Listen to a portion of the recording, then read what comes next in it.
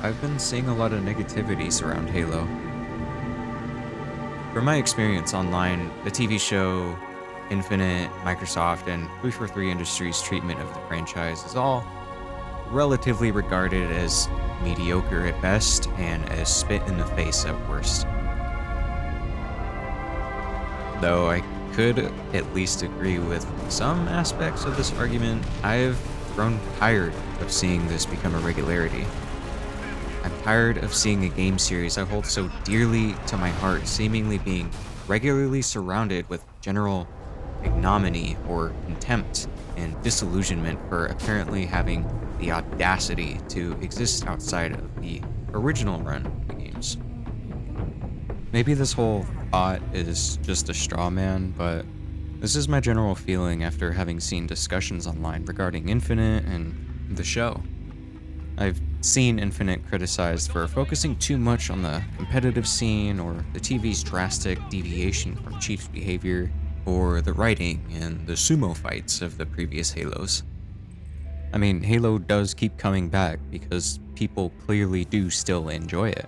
So, I mean, there's nothing wrong with that. And as for all the negativity I see, I mean, I know none of it comes from a place of malice, and sometimes it comes from a place of hurt. Most of them, at least. I'm sure there are some people out there who just hate the series and everything about it. Anyway, back to the subject at hand. I grew up playing Halo, with it being one of the first games I've ever picked up, outside of games from series like Spyro or Blinks. Throughout my journey with Xbox, Halo was always there as a form of comfort, an escape, a walk in the woods. From the darkest memories to the most favorably stable times of my life, I had a Halo title. The story was always there to bring me comfort, joy, entertainment, and even respite. I've decided to start this project because of what the series has given me, and also because, well, because I didn't want to look back on Halo and think, what happened to this game? Instead, I want to look back on these Halo games that I've grown up on, and explain why exactly I cherish them so dearly. To do this, I will be summarizing the most basic aspects of the series as a whole, but not summarizing the series down to the gunplay or the soundtrack, all that other business. I mean, I could gush about the soundtrack all day if I wanted to. I've already written a full 30-page draft basically summarizing the games, like in their entirety, rather than explaining their importance as well. It was pretty forgettable and basically boiled down to me fanboying at the stories, the soundtracks, and other random aspects like how the AI interacted with each other. I wasn't bringing anything too new to the table of discussion, plus there are YouTubers and writers out there who could produce far more superior summaries than I ever could, given that this is my first major project. Instead, I will be going through each release based on a theme or a motif to help explain what Halo is and means to me, not what Halo literally is. I will be sprinkling in some little history facts here and there, but ultimately this is an emotional project, so keep that in mind.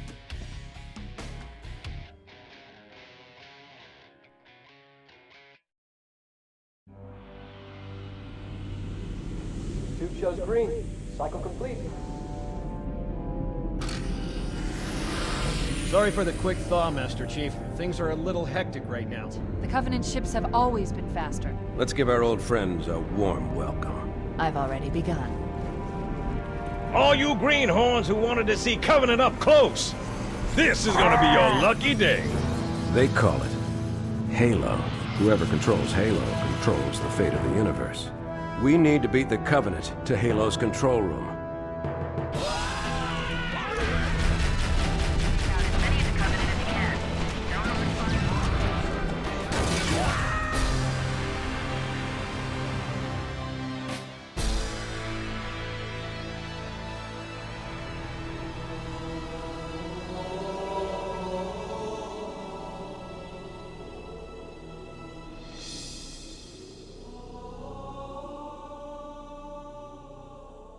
Think about what a dream means to you. To me, it's an ethereal and nearly intangible concept that takes an unreal amount of effort to actualize. A dream is a subject that seems so real in the moment it makes perfect sense while you're drifting between the realms of imagination and lucidity. Halo CE is a dream to me, a dream of a world and a universe to interact with. The setting of which being that a bit over 500 years in the future, humanity's a technologically advanced spacefaring species. Despite being so far in the future with tech such as super soldiers with energy shields and hyperspace travel, most of what we are and have as a whole is not too intangible in my opinion. In this universe, we still use ballistic weaponry, VTOL aircraft are just commonplace rather than specialized, and vehicles still appear to be traditionally combustion-based. Not too different from our current era, if you ask me. With how familiar humanity is in the series, we are met with an unfamiliar threat in more than just appearance. Aliens aren't that strange a concept to humanity, especially looking at all of the media we have today. However, in this world, they're not your typical gray or green men. I am not green. Instead, they come in a variety of shapes and sizes, with different behaviors to boot. These aliens have energy shields, plasma and crystalline-based weaponry, and vehicular technology that we could not hope to comprehend even the basic inner workings of. These aliens don't abduct you or watch you from the shadows. Yes, aliens exist in the unconventional sense in this universe, but they also want to kill you. Everything about humanity is an offense to their way of being, apparently. I might be going a little bit off the rails here, but the point is, all of these aliens aren't green or gray or blue, and they're not all entirely humanoid in shape. Well, some of them are. These are creatures that can only come from the inner machinations of a concept artist's terrific mind. Or, in short, their dreams. Yet, despite these differences that they all hold, they remain unified and unwilling to interact with humanity in a way that is less than hostile. In every way, this threat is technologically superior to us. We have no way of possibly hoping to easily beat them. Not unless we stop fighting amongst ourselves and instead unite as a whole in a way that is stronger than the Covenant's covenant.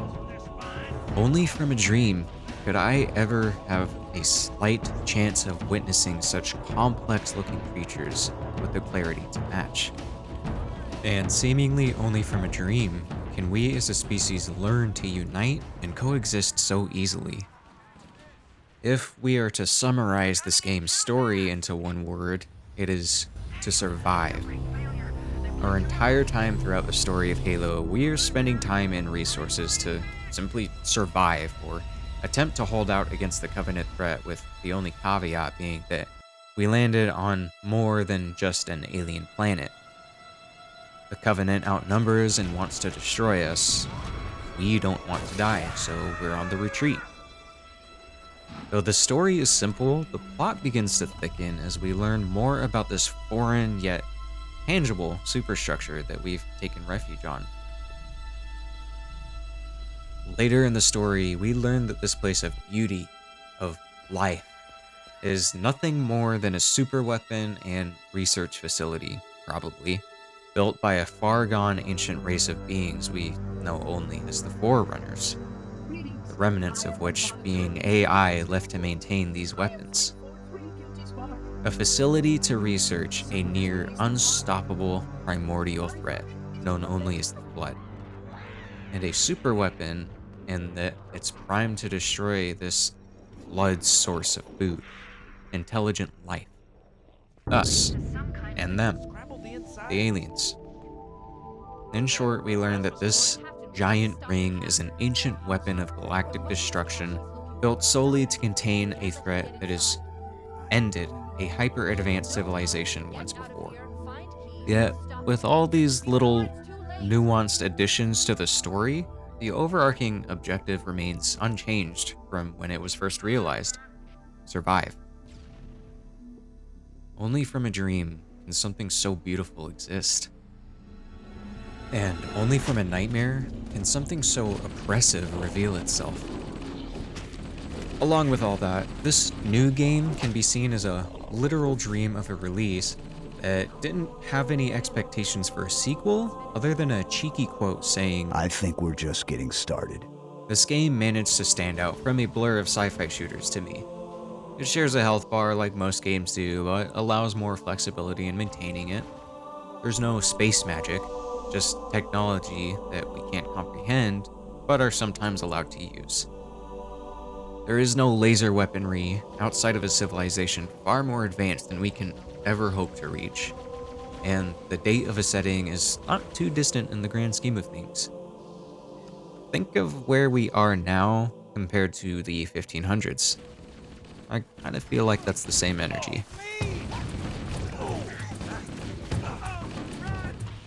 Plus, what helps make this dream a reality is how it reacts to your inputs and choices.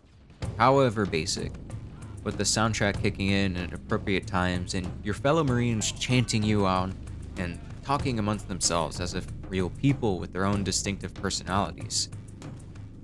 These aren't just computer-generated enemies and allies to me. They are Sergeant Johnson, Captain Keyes, Cortana, Bowhammer. These are all tangible people and beings. Anyway, every single one of these beings can be more than just digital models if you think about how they interact with the world and the player, with the grunts being cowardly and seemingly lost without their commanding elites watching over them, and the Marines adding up to more than just the namesake. Where are your glasses, boy? I had a shot! Every concept to come from this release is dreamlike to me, and this game isn't revolutionary necessarily because the 30 seconds of fun it provides many players, though I won't discount its importance. I had plenty of games that were just as fun as Halo, but this game had something that the others couldn't usually offer aside from rare cases like BioShock. Whenever I wanted, I could get lost in a universe and analyze the Covenant down to the body structure, blood type, and weapons of choice, explore this world that's felt so strangely close to home, or take in each Marine's basic yet distinctive personalities. I could test every piece of alien weaponry and compare it to our own, or try to make sense of how light bridges work. And when I became capable, I was able to digest the simple story as to why and how we make safe the gun pointed at the head of the universe. Halo CE is an old escape for me. I walked through the woods. It was an escape I was always allowed to fall back into when the lull of my life's issues began to turn into an unbearable roar. Only from a dream can a beautiful concept like Halo be brought into reality through the collective efforts of developers as a whole, and I thank them for that to this day.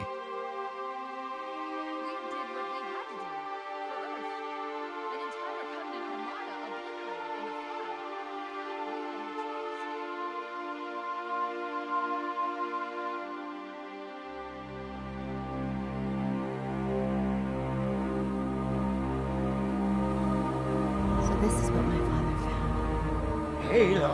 I thought Halo was some sort of super weapon. Its divine wind will rush through the stars, propelling all who are worthy along the path to salvation. Do not mistake their intent. You will find no salvation on this ring. There are things about Halo even the hierarchs do not understand. Take care, Arbiter. What you say is heresy. Is it? This one's containment and this one's great journey are the same. What happened to the Forerunners? They and all additional sentient life died, as planned. Say what? Halo is a weapon designed to wipe the galaxy clean of all sentient life. Those who built this place knew what they wrought. This ring warnings will cause destruction on a galactic scale. All will perish as they did before.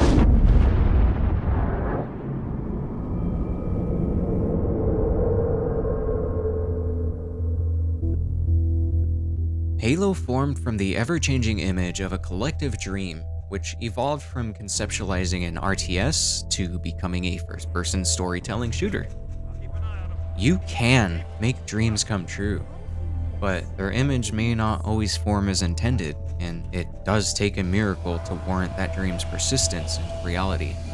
Halo's first miracle started with the public's opinion being so positive and receptive to its release that it warranted the publisher to fund the development of a sequel.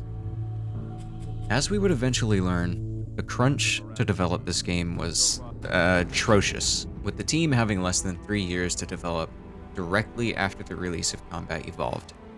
Bungie at the time held ambitions so enormous that seemingly more than half of it would wind up on the cutting room floor, with Halo 2's story originally being split into multiple acts, and having Halo 3 essentially being the final act. It was a story so large that the team had to leave the series on an infamous cliffhanger. Yet, despite all of its troubles, despite the smoke and mirrors or the graphical challenges and horrendous crunch, it still miraculously released as a finished product. Funny thing about Halo 2 is that it had been out for some time by the time I learned of its existence. I just didn't know it was ready to buy since I was too young to access the internet. My family didn't have too much money in my upbringing either, so I really only got to visit the local Hollywood Video / Game Crazy once every few months. Naturally, this caused me to make the most out of the few games I owned by scrolling through the settings between sessions of completely replaying them. I'm certain that I found out about Halo 2 by watching those attract trailers from the weird bonus content sections included with other Xbox games. Unless I'm hallucinating the fact that I somehow did have access to the internet, but I'm positive games came with like a weird bonus section to explore through the Xbox menu. Anyway, I found out Halo had a 2 and was ecstatic to figure out where the series was going. A sequel to my favorite game was out and ready to play, where I was promised new weapons, new environments, and new species to encounter, all while playing in a graphically astounding world compared to that of the first Halo. Halo was the first series I held both excitement and anticipation for new releases. When I finally got my hands on this game, I replayed it over and over without growing tired of it, way more than I did with Halo CE. Halo 2 was one of those miracle games that I regularly found enjoyment over replaying. I took in every little detail of this game, from the soundtrack to the atmosphere of each level, and burned it all into memory.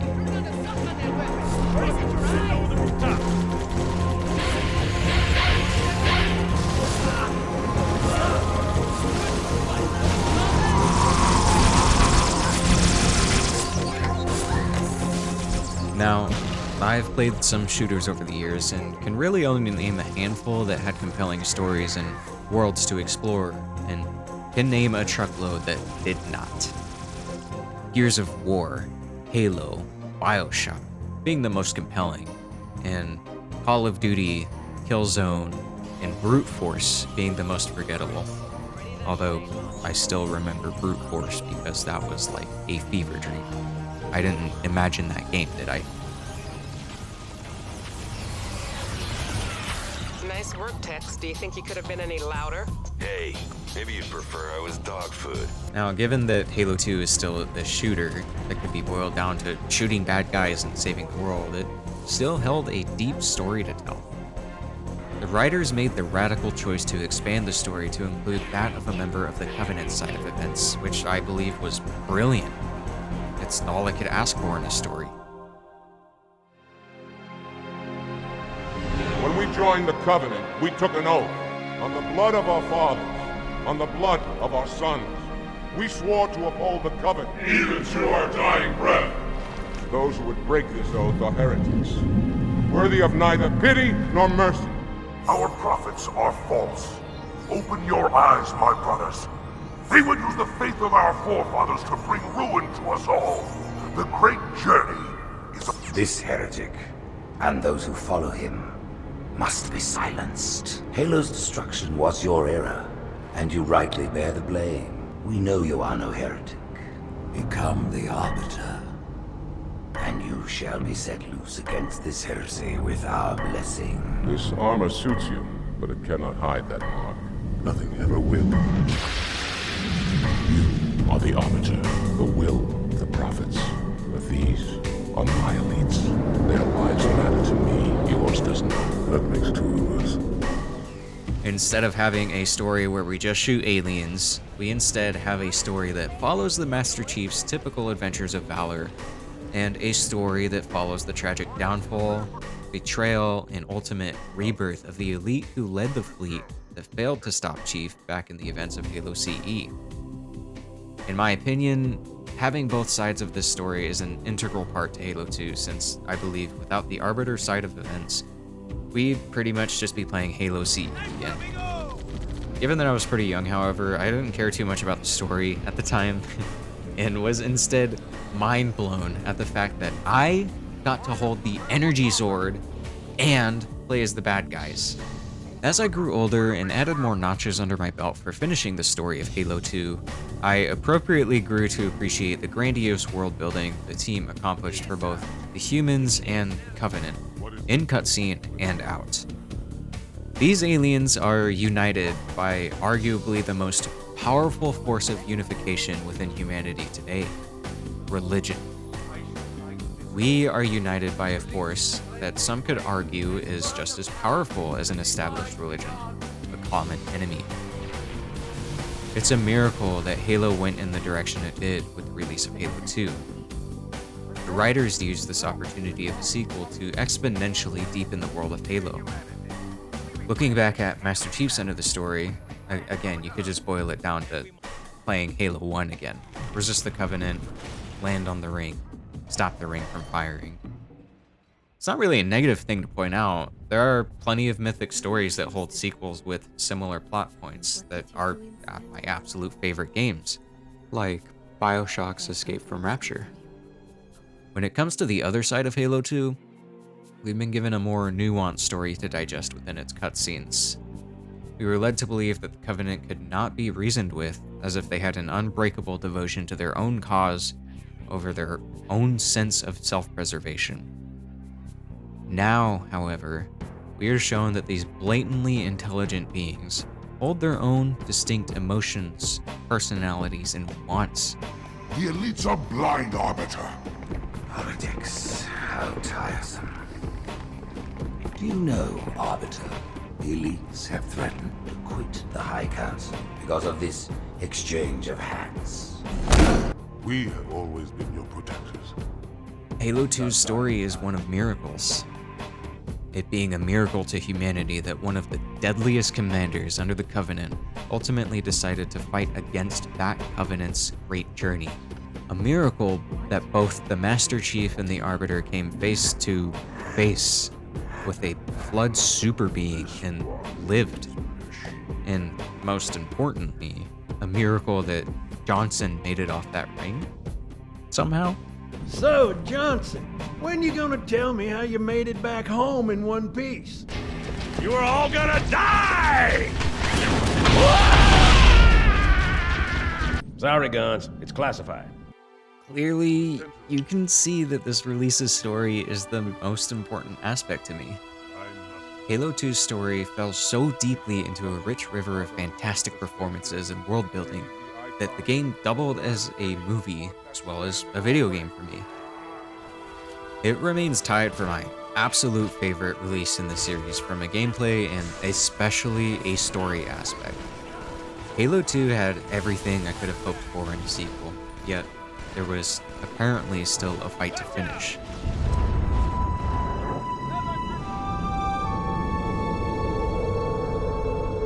Fail-safe protocol. In the event of unexpected shutdown, the entire system will move to standby status. All remaining platforms are now ready for remote activation. Where would someone go to activate the other rings? Why the Ark, of course.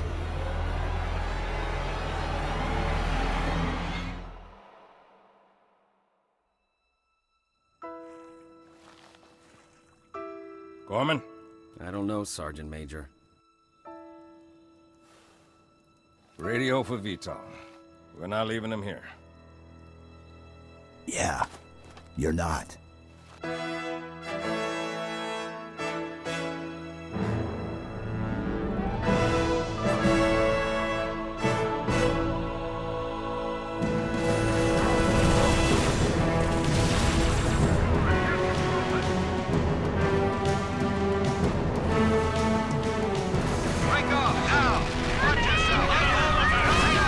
All of you vermin. The world will burn until its surface is but glass. Your destruction is the will of the gods. And I am their instrument.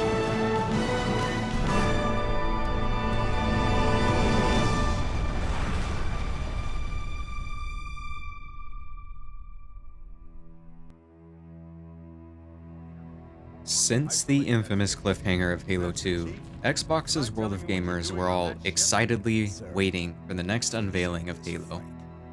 Nearly 5 years had passed, half a decade, until they were gifted with one of gaming's most legendary advertising campaigns. We all know it. Halo 3 made its grand reveal through a beautiful set of trailers and teasers, from Believe to Starry Night, and even just the number 3 being revealed.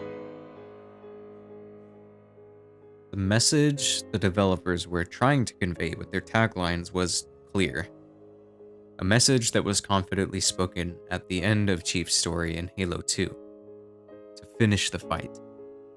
Given that this is what we're repeatedly told to do before the game even releases, it's not too far out of left field that we were to prepare for the end of Halo as a series.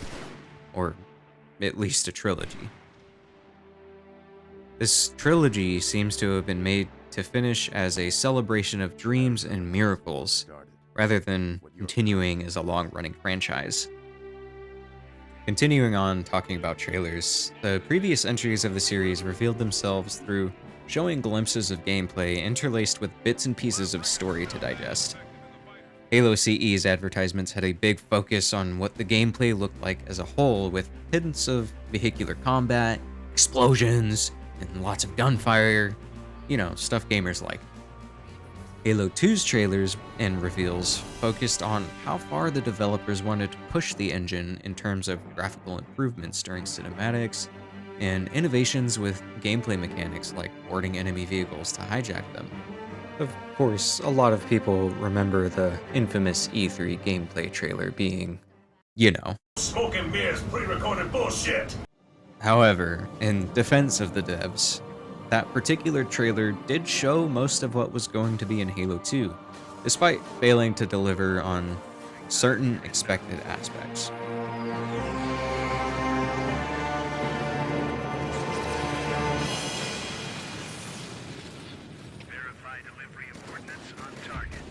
Halo 3, from my memory, stood differently in that it did not advertise or showcase any gameplay until after the release, probably to temper their own excitement in case another Halo 2 incident manifested.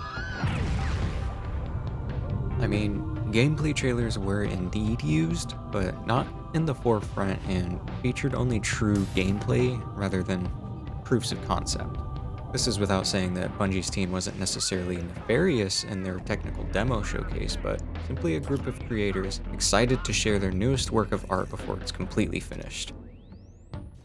I fell into the same trap in early development for this project. I had the same issue, being so excited to create this project that I've told people I was starting on it long before I actually sat down to start this wonderfully fun project. Fans were already left waiting with the cliffhanger of the previous entry, and were waiting in silence, with bated breath.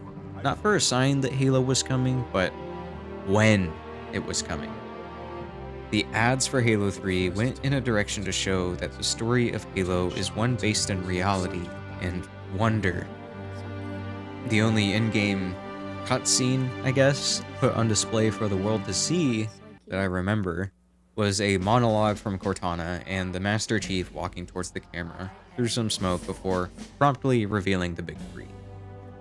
We were spoiled in a world-building sense, with the only rival to the creativity of Halo 3's ads coming to mind being Gears of War's Mad World trailer.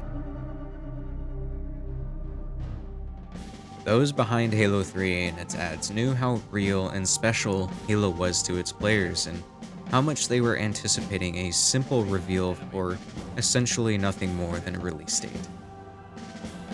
And so when that most excitedly expected day came, fans of Halo lost hours of sleep in an effort to absorb the colossal combination of storytelling and social multiplayer matchmaking. Everyone loved it, and though it's not my favorite release, I can understand why it's many players' all-time favorite Halo, why it's so special.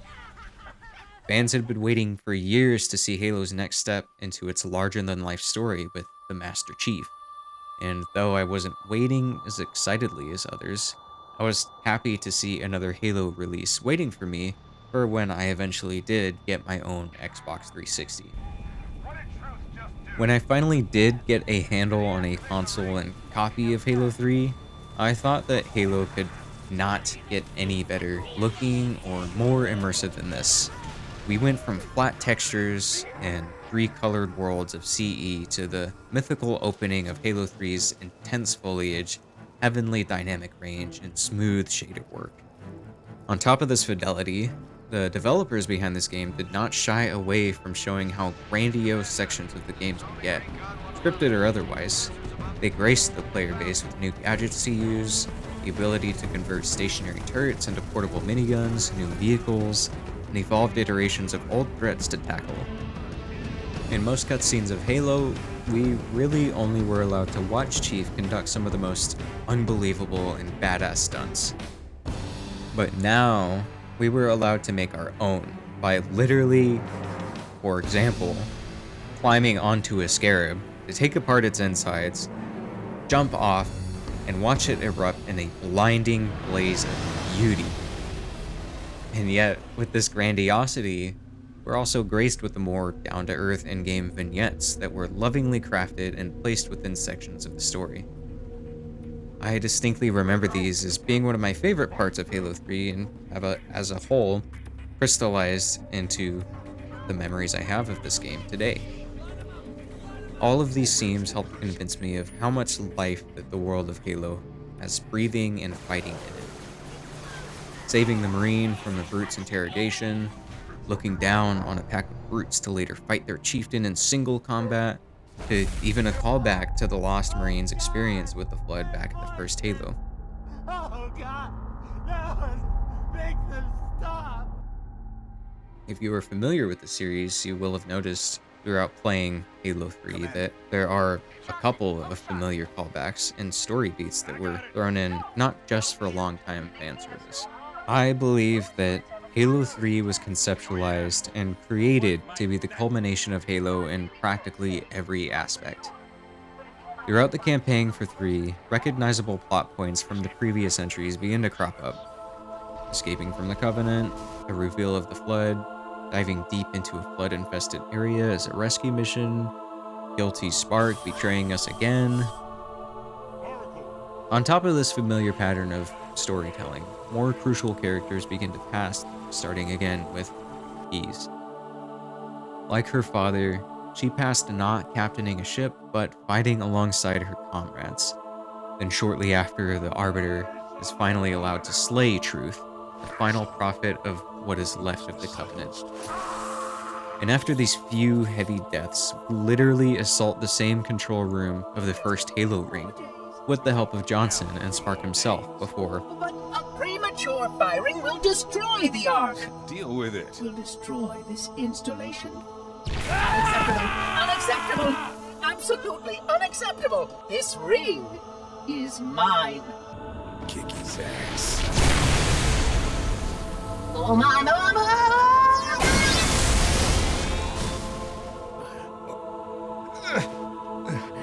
Send me out. With a bang.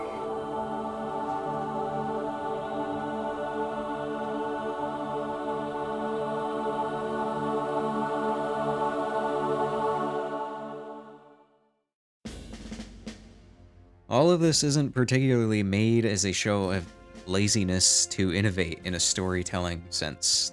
After all, this is an entirely different story with new points like saving Cortana and unearthing the teleporter to the Ark.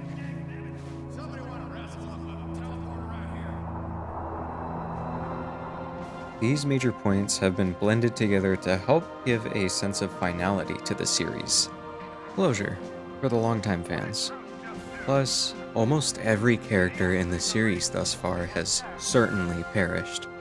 So, how could we expect Halo to continue without these characters who have appeared in the series either since its very beginning by name or the beginning of the evolution of its story in Halo 2? Halo, as we knew it, was about to end.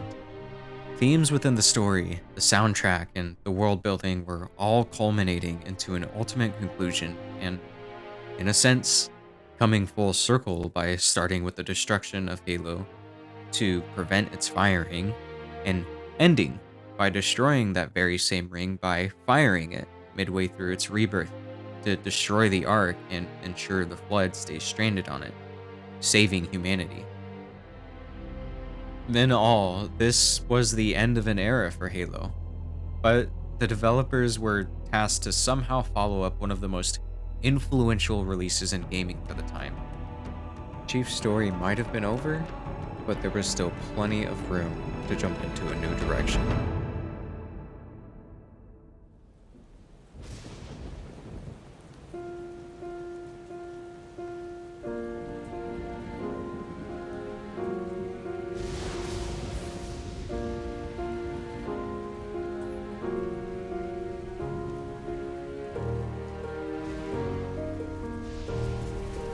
Where's the rest of your team, Trooper?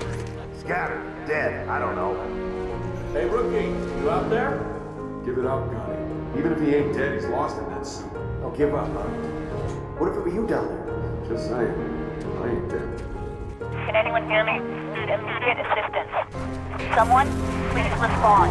They've got me cornered. I'm low on ammo.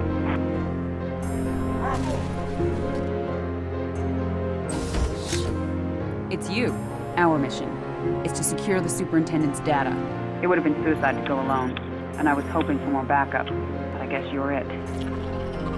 We've seen them before on other ops, but we've never gotten this close.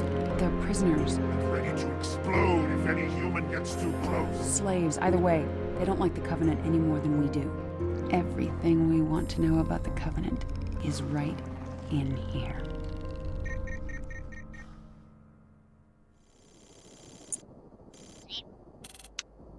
Thankfully, the devs and writers weren't forced into a direction that mandated a release as large as Halo 3. I mean, how are you to follow up such a legendary and enormous story with something bigger than even that? How could you create a series of events more grandiose than what Chief had ever accomplished? Well, you spend time away from the bigger picture and instead focus on enriching the smaller moments that players so thoroughly enjoyed, players like me at least. Halo's story never truly slowed down, and the events of it weren't particularly isolated to playing out around just the Master Chief. Remember, this is a galactic war between humanity and the Covenant. So every single member of the United Nations Space Corps was just as important to the fight as Chief was. Every firefight or individual encounter which played out throughout the events of the war was meaningful in one way or another. And the release of Halo's first spin-off, ODST, was a step into exploring this aspect of the Halo universe. Basically, Chief couldn't have finished his story without the help of some of the most important characters of Halo, the Marines and the ODSTs. What better aspect to explore than the importance of these Marines and specialized space troopers in a united effort against the Covenant invasion? Naturally, a smaller story meant a more grounded manner of storytelling than that of Master Chief's. For as badass as he was, Chief was ultimately a vessel with a set of advantageous traits for the player to exploit. A super soldier with a rechargeable shield and a one-track mind. I need a weapon. Right this way. Compared to the Marines we got to know throughout every release, he's a stone-cold weapon of war.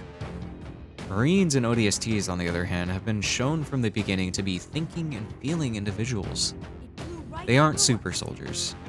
They're humans who have been drafted or volunteered to fight with their siblings in arms.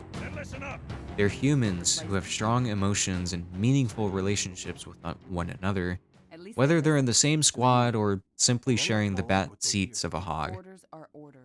To elevate this reality, ODST used an opportunity to slow down and focus on the atmosphere of a very isolated area within the war. The player this time is put in the shoes of a quiet rookie in a renowned ODST squad. Wake up, Buttercup. Relax, rookie. He don't mean nothing. Besides, now's one of those times. Ironically, one would assume that if the point of ODST was to bring to light the deep variety of personality that the Marines have, that the protagonist would have their own distinct personality. Yet, they don't say a word throughout the entire campaign.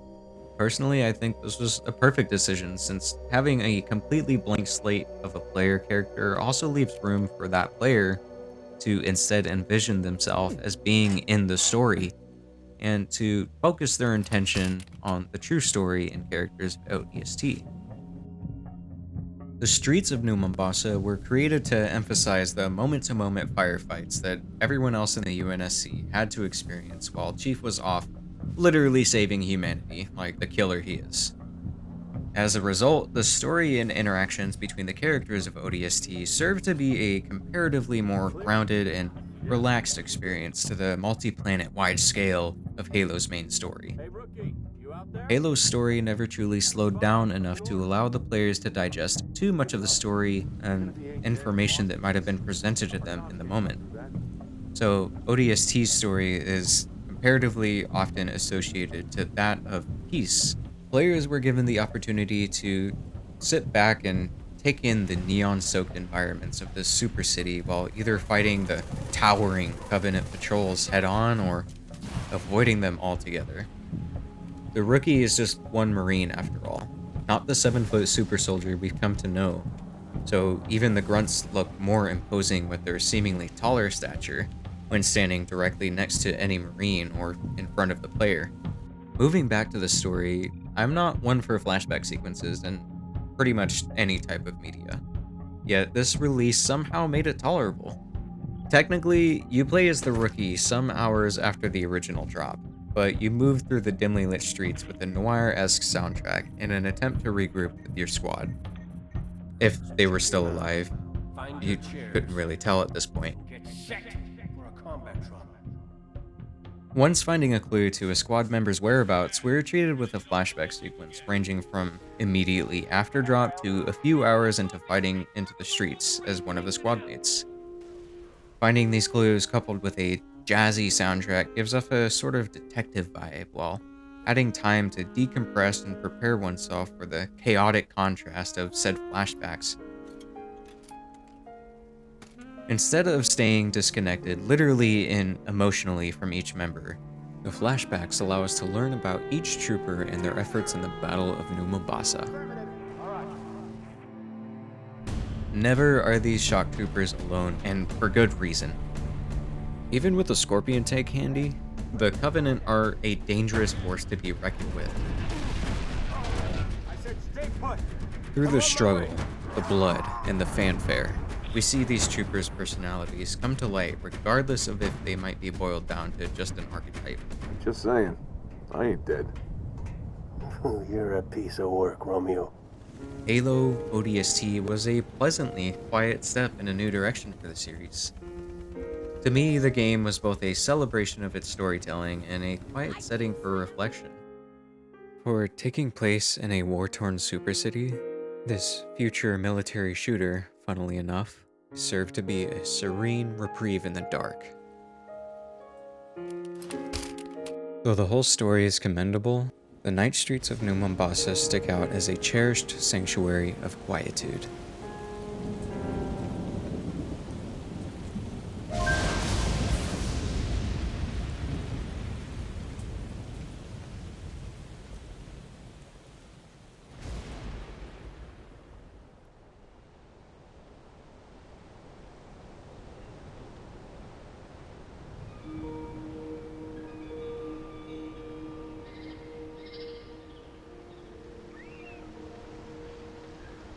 You might have noticed that I've failed to elaborate on a tremendously integral part of Halo for a majority of fans. Halo is more than just a storytelling shooter series, obviously, but this is how I grew up experiencing it. I held no access to Xbox Live, let alone an internet connection for most of the time, so the only way I ever experienced playing the multiplayer component was either having a very rare friend over or playing it by myself, with or without another controller. I know, sounds bad. This lack of connection and community didn't prevent me from enjoying my time with the multiplayer elements of Halo ever since the first release, though. As Halo climbed in number of releases, the developers included more tools and game modes to mess around with, starting with Forge and Theater and ending with Firefight. Multiplayer still holds an important spot in my heart and memory, but not in the way that most people, have that importance. At a base level, the multiplayer maps were essentially extensions to this strange and wonderful universe for me to witness. At an expanded level, they served a similar purpose to that of hiking trails, museums, or playgrounds. When I decided that I needed a break from replaying the story for the upteenth time, I picked a map through the multiplayer section to mess around with and loaded into an unfamiliar level. Some were rather boring, or even oppressive, but there were plenty of others that wound up being my favorite areas to analyze, like the iconic Blood Gulch. I started this activity by basically feeling my way around the menu of Halo since I was too young to comprehend what each section of it entailed. Basically, it boiled down to me feeling my way to Slayer and expanding to figure out what Oddball or Capture the Flag changed about the game. For the first two Halos, I usually just started Slayer since none of the game modes mattered if there were no people to play with me, and walked through the tranquil emptiness of each map. Each map was its own part, its own adventure, and sometimes its own story to put together. What is this place? Where does this teleporter go? How many destructible or physics-based props are there? How fast can I drive from one side to the other, or how could I escape the level, if at all possible? The contrast from the loudness of Halo's campaigns to the strange emptiness of its multiplayer maps was, in a weird way, relaxing. The time I spent in these vast and cramped maps only expanded when Halo 3 introduced Forge mode, for everyone to design their own maps. I liked creating things with toys or figures at the time, but Forge activated a piece of me that felt more interested in creating anything within the digital world. I went from spending tens of hours to close to over 100 hours in multiplayer maps just from the inclusion of Forge's toolset. I spent so much time trying to create things using my imagination. Bases to defend from zombies, obstacle courses, sports fields, ramps that ended in a flurry of explosives. Plus, I was able to use Forge to more easily explore every single crevice of each multiplayer map. It was the perfect time waster if video games weren't already considered so.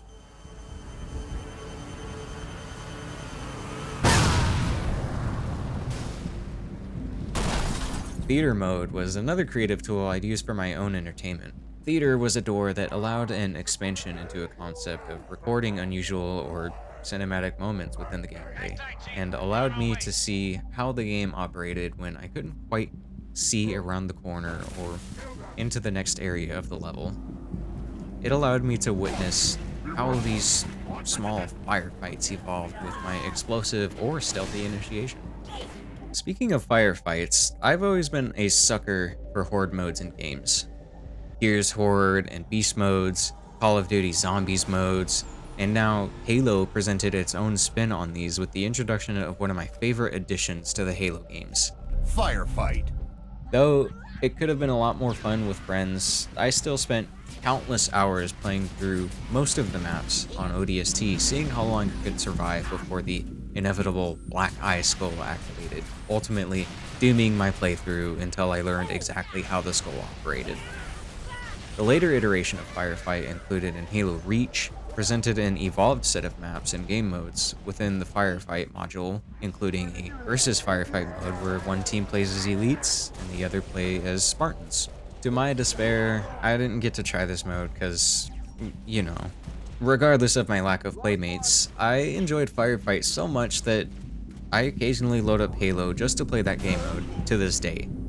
The game had a decent handful of methods to allow itself its refreshing change at the behest of the player modifying it. It was a rather under-the-radar change that was more welcomed by Firefight players than the reboot Halo was about to experience.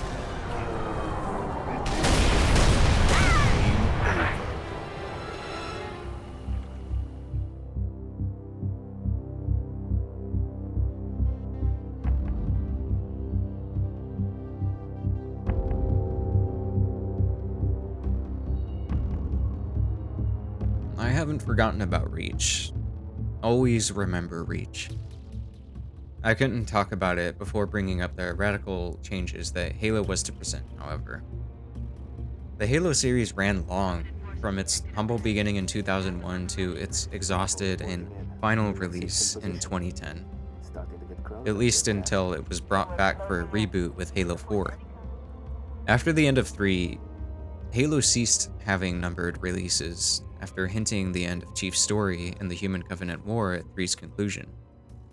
Each release followed a different set of stories with different sets of characters to further expand what the universe was filled with, and how the series may have come to be through an introduction of Reach after only hearing of a planet through obscure graffiti and occasional quotes here and there. The fleet that destroyed Reach was 50 times this size. It didn't seem that Halo could move forward as a series after the finality that Halo 3 brought, so it instead moved backwards from the end until the former dev teams at Bungie ceased development on the series and relinquished duties to a newer studio.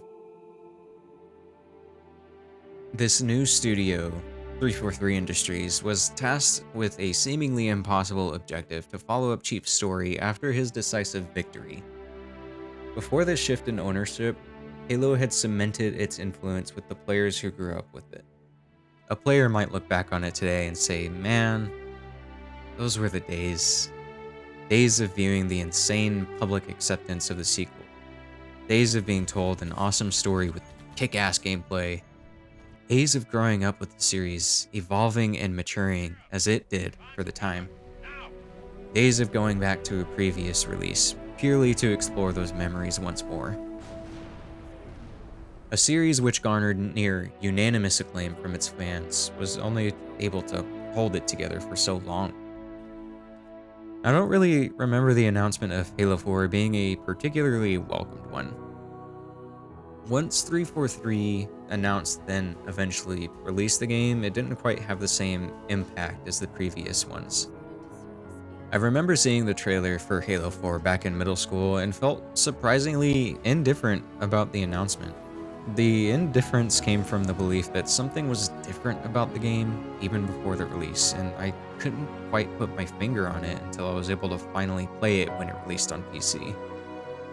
From a literal standpoint, yeah, Halo 4 was different in nearly every way. The character design, Chief's behavior, even the sound design was different enough to warrant such a visceral reaction from me. But I know I was rather harsh on it. Halo was starting to grow not only older, but differently than you might have remembered. By all means, I can't call the 343 releases bad games, despite never ever touching 5 and not finishing 4 or Infinite. They had a series to continue, and there were still people who wanted more Halo, so they tried to put their best foot forward by offering a new story for Chief to tackle, and attempted to innovate the gameplay to help its multiplayer scene compete with other giants like Call of Duty. I've tried multiple times to give 4 and Infinite a shot. Couldn't bring myself to do it for different reasons. Chief all of a sudden was talking as if he was turning into a different person who suddenly had more to say about anything than he ever had in the previous games. The Covenant were back in remnants and with stranger-looking armor, and we were given a new enemy to fight that personally felt about as boring as shooting explosive barrels.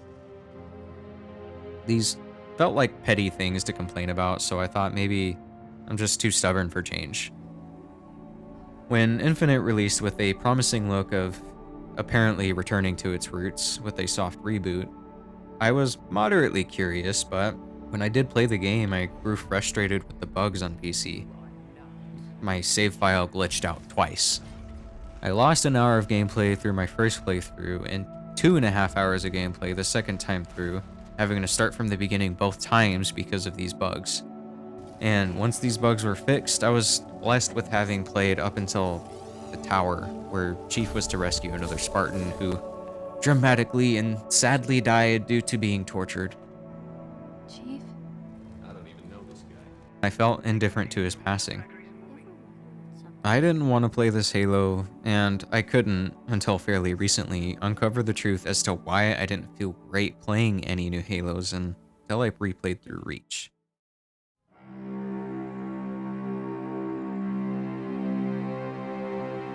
Reach has been good to me. Time has come to return the favor. First blessing. Me too. 6.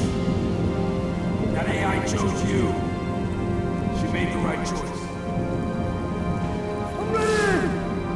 How about you? Who's next? Tenant, get aboard! We gotta get the hell out of here! Negative. I have the gun. Good luck, sir. Good luck to you, Spike.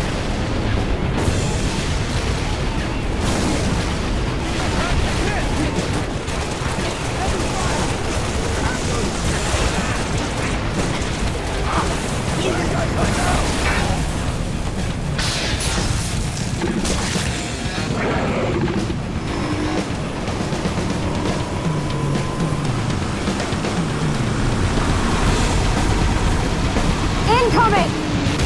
Might want to hold on to something.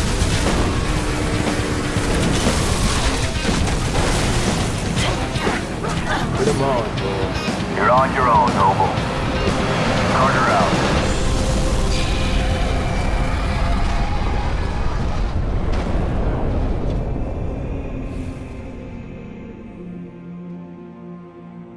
Halo Reach was the last release by the mostly original team who developed the game since the beginning. When Reach's reveal came around, the public was given their first glimpse into the world that Chief came from before the events of CE.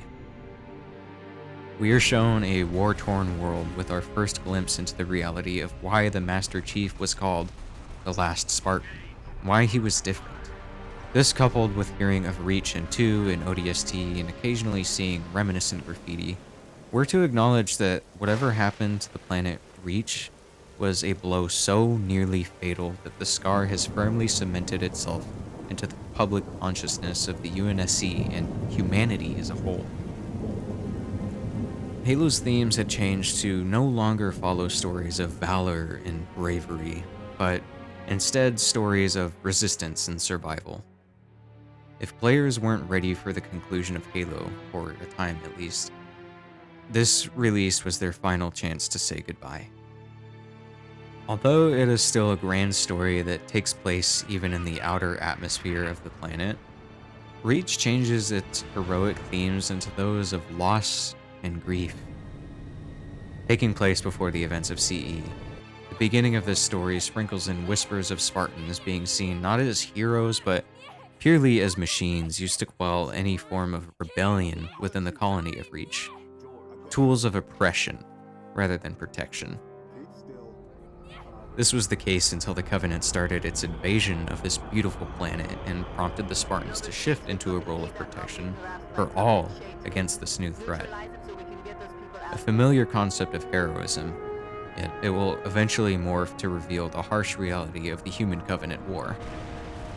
Missions start as being rather simple jobs, with the complication of facing this new rendition of the Covenant being capable of overwhelming an entire fire team of Spartans. These beings are monsters, and are expertly portrayed as such, especially with the newest depiction of the elites, who would later become our friends. Again, this is not an adventure to experience or a story to reimagine like the previous entries. Marines and the people they defend will die.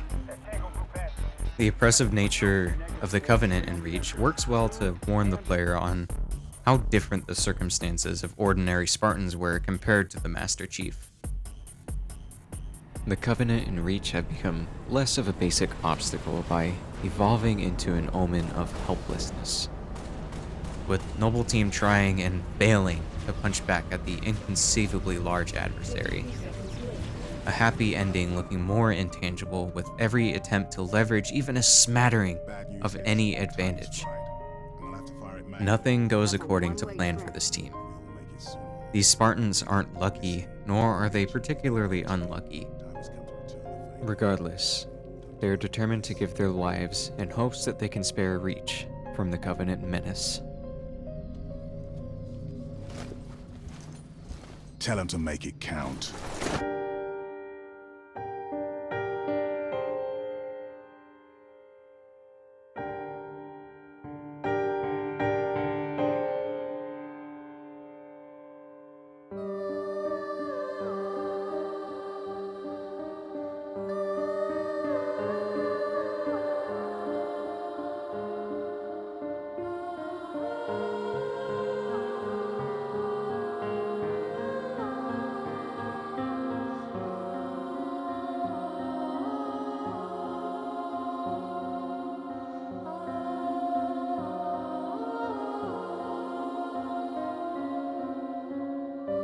Starting with George's sacrifice, we are shown that we must prepare for an end we may not wholly be ready to accept. An end that grows more feasible with each Noble member's passing, up until it manifests into the death of Noble 6. It's okay to let a story end despite wanting more from it. All stories, no matter how long or short, will end, but those endings give room for newer and different stories to be experienced. Sometimes you have to decide when a story ends and a new one starts, like what I did after replaying Reach. Originally, I wasn't too sure what to make of Chief and Cortana's fate when left on the Forward Unto Dawn, but it didn't matter too much because I was still getting more Halo, just without the main character I've grown to know. Reach helped me... I don't know how else to word this. Reach helped me reach a sense of closure for the series after not understanding what my love for Halo had turned into. No, I don't really think the new Halos are bad just because they aren't made by the original dev team and writers, yet I still can't bring myself to play or finish them. I'd been stuck in its media, learning of its ever-expanding universe at the hands of 343 and trying out the new games without figuring out that Halo and I have grown differently. Differently in the sense that you and a friend you've known for a long time have grown into different people who hold different beliefs and aspirations. You don't hate each other for it.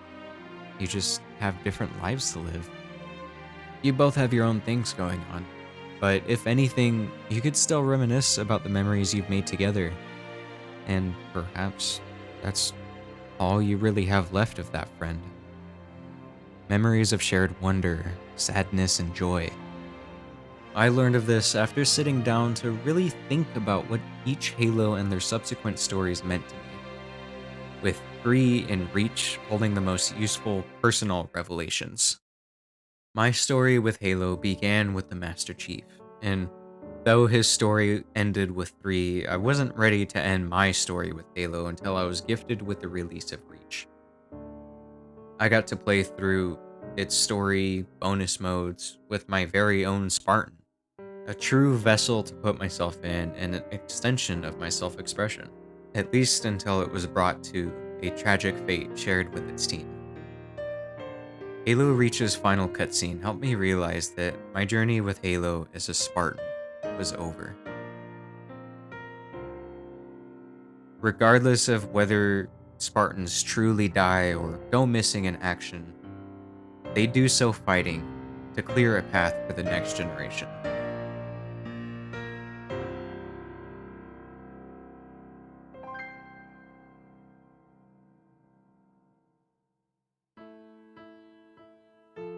Change isn't a bad thing. It can be good in many cases, but some people just might not be willing to accept it as easily. And that's okay. There's no need to. All stories hold different endings with different interpretations. I'm just glad this world still exists for new people to experience.